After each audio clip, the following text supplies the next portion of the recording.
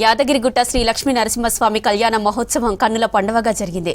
రాష్ట్ర సర్కార్ తరపున పట్టువస్త్రాలు సమర్పించారు దేవాదాయ శాఖ మంత్రి కొండా సురేఖ, మినిస్టర్ పొన్నం, ప్రభుత్వ బీర్ల ఐలయ్య, ఇతర ప్రముఖులు స్వామివారి కళ్యాణోత్సవంలో పాల్గొన్నారు. ఇవాళ నారసింహుడి దివ్య విమాన రథోత్సవం వైభవంగా నిర్వహించేందుకు ఏర్పాట్లు చేస్తోంది దేవస్థానం.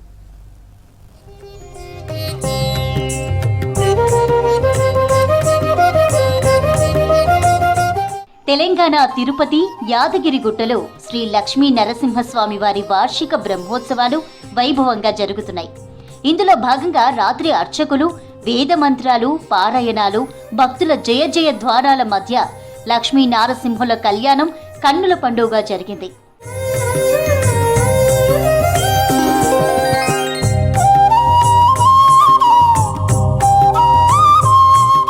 వార్షిక బ్రహ్మోత్సవాల్లో భాగంగా బుధవారం రాత్రి ప్రధానాలయ ఉత్తరం వైపున ఏర్పాటు చేసిన ప్రత్యేక కళ్యాణ మండపంలో స్వామి అమ్మవార్ల తిరు కళ్యాణ మహోత్సవం నిర్వహించారు అర్చకులు. రాత్రి 9:30 గంటలకు మొదలైన కళ్యాణ మహోత్సవం 2 గంటల పాటు జరిగింది. ప్రభుత్వం తరపున రాష్ట్ర దేవాదాయ శాఖ మంత్రి కొండా సురేఖ, మంత్రి పొన్నం, ప్రభుత్వ విప్ ఆలేరు ఎమ్మెల్యే బీర్ల ఐలయ్యతో కలిసి స్వామివారికి పట్టు వస్త్రాలు, అమ్మవారికి ముత్యాల తలంబ్రాలను అందజేశారు.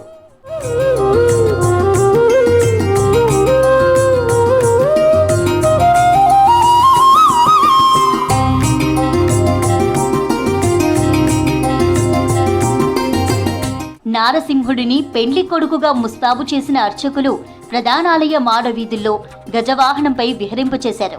మేళ తాళాలు, మంగళ వాయిద్యాల నడుమ స్వామివారు గజవాహనంపై కళ్యాణ మండపానికి చేరుకున్నారు.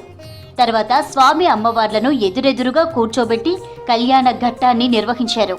ప్రధానర్చకులు కాండూరి వెంకటాచార్యులు, సురేంద్రాచార్యులు ఆధ్వర్యంలో అర్చకులు వేద మంత్రాలు పఠిస్తూ జీలకర్ర బెల్లం కన్యాదానం తర్వాత తులాలగ్న ముహూర్తంలో మాంగళ్య ధారణ జరిపించారు.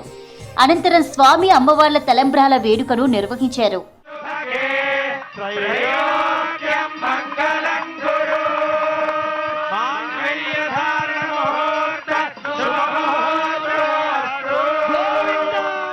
స్వామివారి కళ్యాణంలో గవర్నర్ జిష్ణుదేవ్ వర్మ సతీమణి Sudha, Bhuvanagiri MP Chamala Kiran Kumar Reddy, collector Hanumantharao, additional collector Bhaskar Rao పాల్గొన్నారు. భక్తులు భారీ సంఖ్యలో తరలివచ్చారు. బ్రహ్మోత్సవాల్లో భాగంగా స్వామివారిని నిన్న ఉదయం శ్రీరామచంద్రుడి అలంకారంలో హనుమంత వాహనంపై ఊరేగించారు. తర్వాత ప్రధానాలయ తూర్పు రాజగోపురం ఎదుట అధిష్ఠింపజేసి అలంకార విశిష్టతను వివరించారు.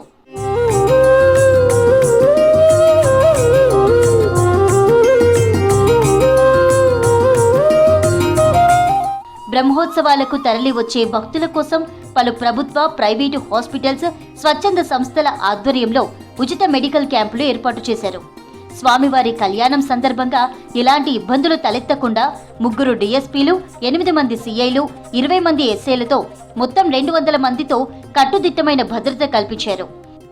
బ్రహ్మోత్సవాల్లో భాగంగా కొండపైన నిర్వహిస్తున్న పలు రకాల సాంస్కృతిక, ధార్మిక, సంగీత, సాహిత్య కార్యక్రమాలను భక్తులను విశేషంగా అలరించాయి. పలువురు చిన్నారులు చేసిన కూచిపూడి, భరతనాట్యం ప్రదర్శనలు ఆకట్టుకున్నాయి.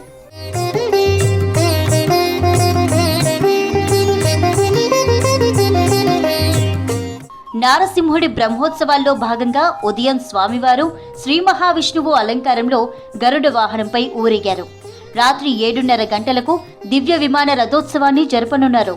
ఇందుకు సంబంధించి ఆలయ అధికారులు భారీ ఏర్పాట్లు చేశారు.